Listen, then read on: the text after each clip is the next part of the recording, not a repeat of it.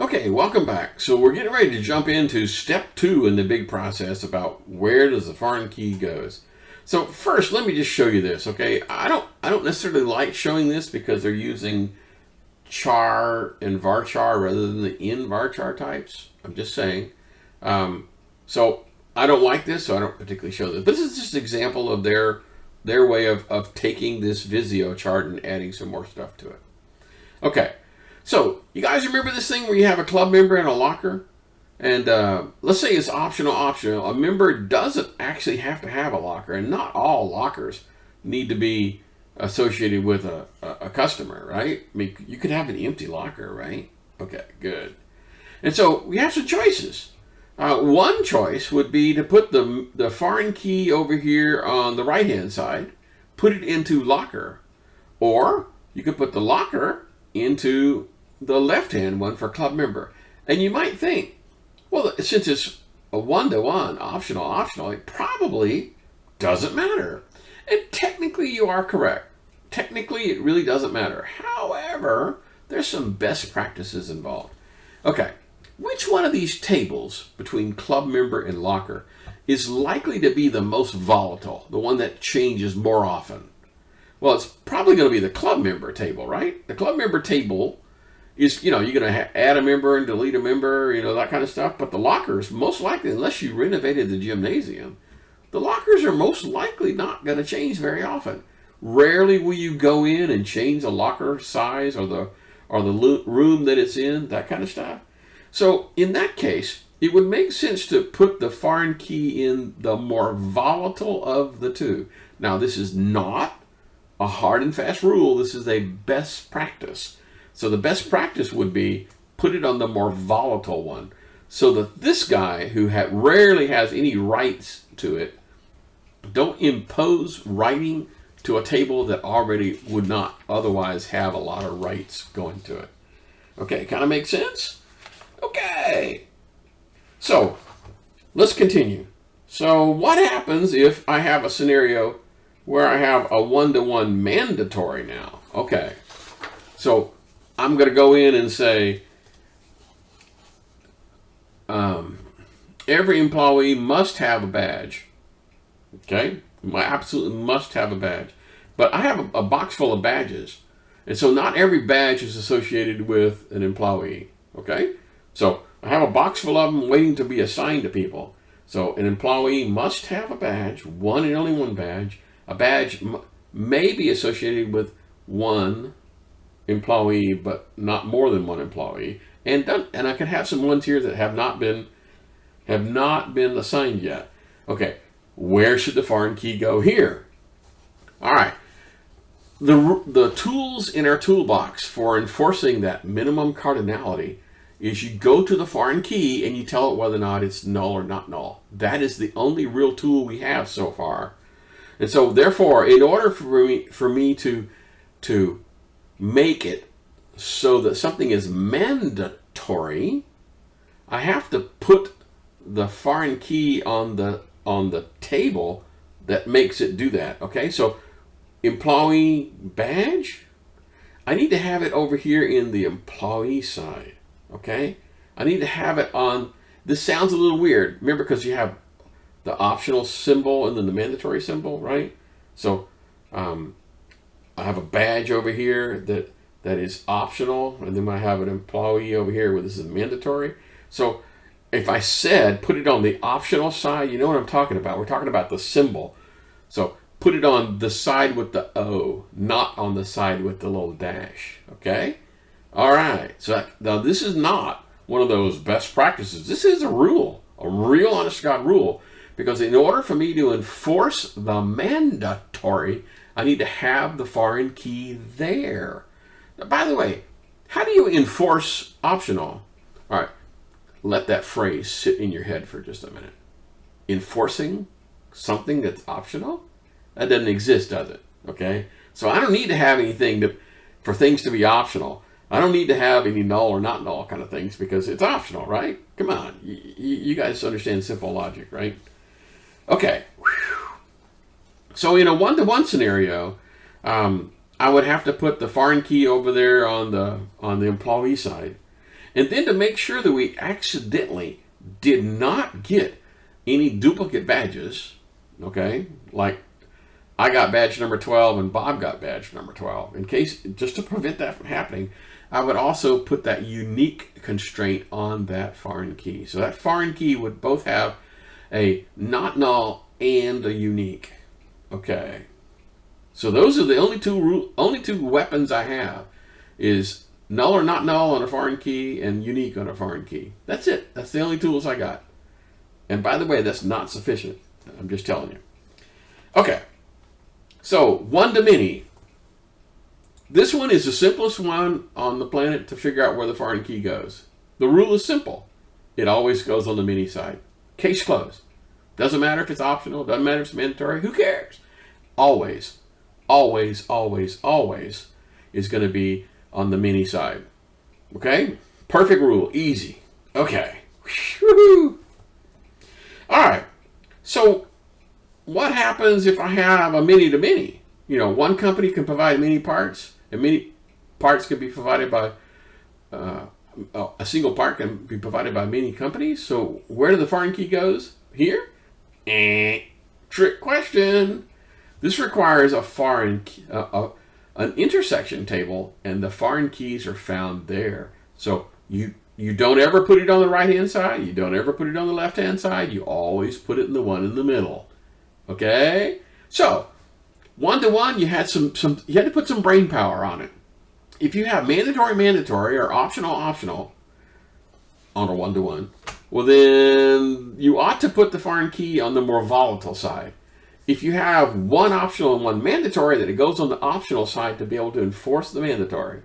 Okay, so that's just a few scenarios: optional one-to-one, mandatory one-to-one, mandatory optional one-to-one. One-to-many, easy. Many-to-many, that's easy too, because the answer is none, neither one. It has to go in the middle one, okay? Okay, this is tough stuff. No, it's not tough, but this is definitely stuff that's going to be on the quiz. I mean, you're going to have to noodle your head around this, and there's going to be a summary in the lecture notes that kind of goes through this one more time at the end. So if you grab the lecture notes afterwards, you should be able to do okay. Okay. So this is the kind of technique that we're talking about here. So let's just take a look at this. So a lot of databases do not support a many-to-many relationship. For example, SQL Server does not support this relationship. It doesn't. It requires you to build this intersection table in between that links these. By the way, it always looks like this. This is always a one-to-many. This is always a one-to-many. Every single time. And if there's one column in the PK here and one column in the PK here, then it's going to be two columns in the PK here. That was a very simple rule. And how do you figure out how many columns are going to be in the primary key? Okay, so let's just kind of sort of do this with well, no, not. Okay. In Visio, it'd be straightforward, right? I have an example that I put in lecture notes afterwards, which talks about it's a Visio chart that talks about how to convert from what we used to do in Chapter 5 with a many-to-many, and how we solved that problem in Chapter 6 with an intersection table in between. And the rules for knowing, I can tell in advance how many columns are going to be in the compound primary key. I can tell in advance. Okay. So this intersection table could have like no data in it whatsoever. It is very possible. But on the other hand, you could take it one step further and throw in some extra things. You could, for example, put the order number that the company placed, or maybe the order date, right? I mean, I already have the part name and the sales price, but maybe I had down here, I put down, my invoice number 402, date is 23rd of March, that kind of stuff. You could just add more stuff, right? If you wanted to. Cool. All right. Phew. All right. So again, Chapter 6, convert many to many, is a very good thing you should look at after the lecture notes are produced. So on page 288, they start talking about the ID dependent entities. Okay.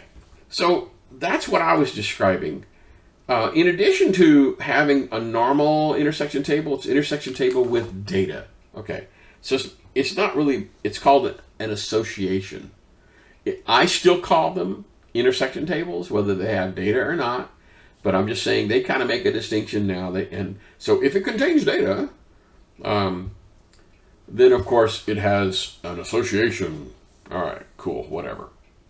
And you're going to need to be able to do this. You're going to need to be able to take, a part number and a company and figure this thing out. Okay, you're going to be given the scenarios where, okay, I have a many-to-many relationship and I need to fix it.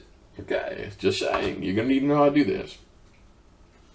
On page 291, they start talking about the multi-valued attribute. Now, there's too many things called multi-valued because back in Chapter 3, we were talking about normal forms. There's something called multi-valued in there, but that's not what we're talking about. So I don't use that term. I use multi-column problem. It's a little bit easier to understand and it's less confusing because you know darn well I'm not talking about normal forms.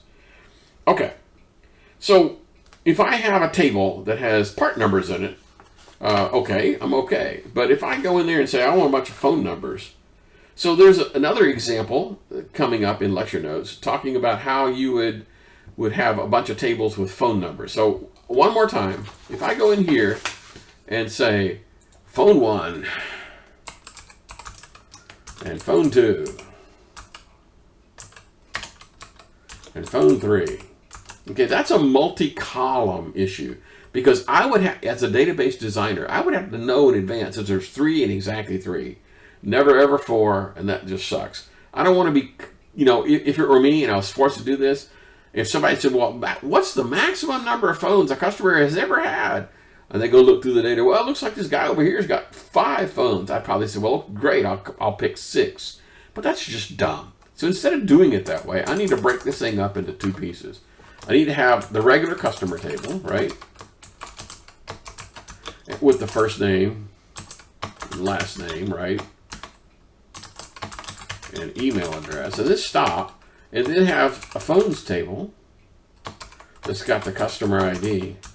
And then maybe you want to preserve the order in which these things show up. Like, it's possible that the reason why there's a phone 1, 2, and 3 is you want to call the first one the first time. If no one answers, you go to the second one, that kind of a thing. So I'm just going to call this one phone order. And that's presupposing that there's merit in the order in which they are. Like if this was list of names of your children on an insurance form, there's no merit in which one goes first. And then the phone number.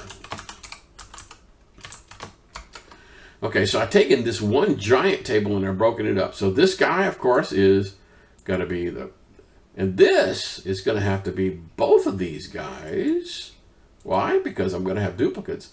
And this guy is also participating as a foreign key. Okay, you see how I did that? You're going to need to know how to do this. Now, there's an Excel spreadsheet. It's in lecture notes that maybe will draw this a little bit more attention. It shows an example where breaking it up is easy, and then another one where you have a normal form issue where you're going to have to solve the thing. Okay, so look for Chapter 3 multi-column. Okay, it's been out there a while. Take a peek at it. Okay, I'm going to skip the archetype and weak entities and mixed and supertype and subtypes. All those things aren't very useful. And let's talk about the recursive relationship one more time on page 295. So this is a relationship with itself. Okay? All right. So an employee, and then the employee, each row in the employee has the name of their manager. So I'm saying that every employee must have, this is a little weird, optional and optional. I don't buy that, but okay. Hey, look, who am I to argue? This is the foreign key that goes back to the primary key of the very same table. Okay, this is probably a good place to stop for the 15-minute mark. You guys know how this works.